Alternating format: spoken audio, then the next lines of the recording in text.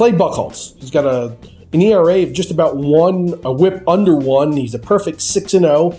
And he's striking out more batters than innings pitched, which for him is completely different. He's still a young pitcher, but he's got quite a bit of service time and resume built up, and that's completely different than the Buchholz that we've seen in the past. Yeah, I honestly don't know what to make of it because I'm not a huge Buchholz fan at all. He was always one of these guys who pitched to contact, and whenever you pitch to contact, you tend to get yourself in a lot of trouble. But there are certain things that you just look at with Buchholz to say that this is completely unsustainable. First of all, he's not going to end the year with a 1 ERA. That's just not possible. So that means from this point forward, his ERA is going to need to be 3.5, 4. It's going to need to come back down a little bit. And the whip is the same way. And his strand rate right now is like 90%, which would be the best ever in the history of the majors by a significant margin. So the runs are coming for Clay Buchholz. Well, as a legit, I mean, he's a sell high if you can base him on these. If you can sell him on these stats.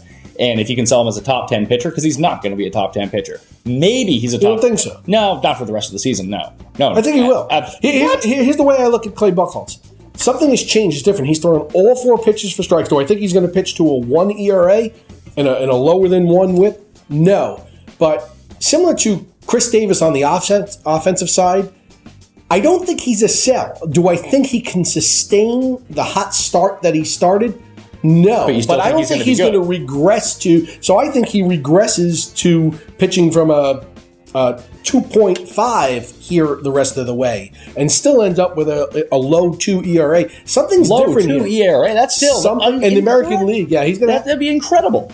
It's incredible now. Okay, so you say I think he can be a top 25. We're in week 6. We're in week 5. We're in week 5 right now. That's almost 20% of the season's already gone. Yeah, and. That's fine. He's doing I mean, if you have Buchholz, good on you. It was a good pick, obviously. It was lucky, but if you're lucky enough to have him, I couldn't. But you're saying top 10 pitcher for the rest of the season. Well, if I would have told you he was top 10 pitcher for the first 20% of the season, you would have told me I was nuts. I would, but I'm still telling you you're nuts that he's a top 10 pitcher for the rest of the year. Okay, let's just go through these guys. Who would you rather have? Clay Buchholz or Justin Verlander? Verlander. Felix Hernandez. Buchholz. What?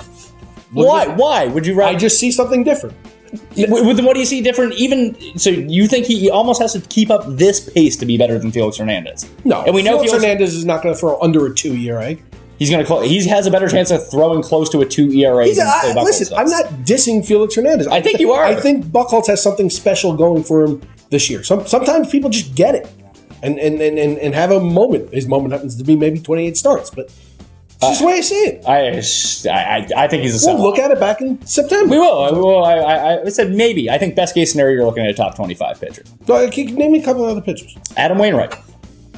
No, you got to give me American League pitchers. Why do I have to give you American League? We're playing fantasy baseball. We're not playing AL only fantasy baseball. All right, no, I would take Adam Wainwright. Adam Wainwright is just ridiculously consistent. It's almost annoying because I don't have. He never has a game where he just implodes. Yeah, when he pitches poorly, it's 7 innings, 2 runs, 7 Ks. No, really, that's a bad start. No, I agree. Really, he's unbelievably consistent. It's annoying. I think I don't have him. Okay, how about Madison Bumgarner? I don't think he's going to be able to sustain his start. Why not? I think he's a very good pitcher. But he's actually done. He's actually done it the last 2 years, where Buchholz is just pitching like a guy he's never looked like before. I think you're going to see the new Buchholz here. All right, okay, so we'll see that. I think he's going to have a tough time being top 20. National League pitchers. Give me some American League pitchers. American League pitchers. So I said Verlander, and you don't agree on Hernandez. Who else is good in the American? There's no. You Darvish. He can get wild at any time.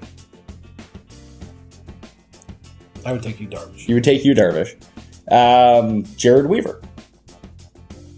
When he returns from the deal. No, I think, and it's something that you said that put me onto it, I think Jared Weaver has seen his best days already. I'm not saying that he's going to turn out to be his brother, although his brother was good at one point. But I don't think we're going to see the Jared Weaver from 2 years ago, that ridiculously dominant pitcher. I mean, he had a stretch there. He was like Pedro Martinez at one point. All right, how about Buchholz's teammate Jon Lester, who's off to an equally. I like Buchholz better this year, right now. I think I like Lester better.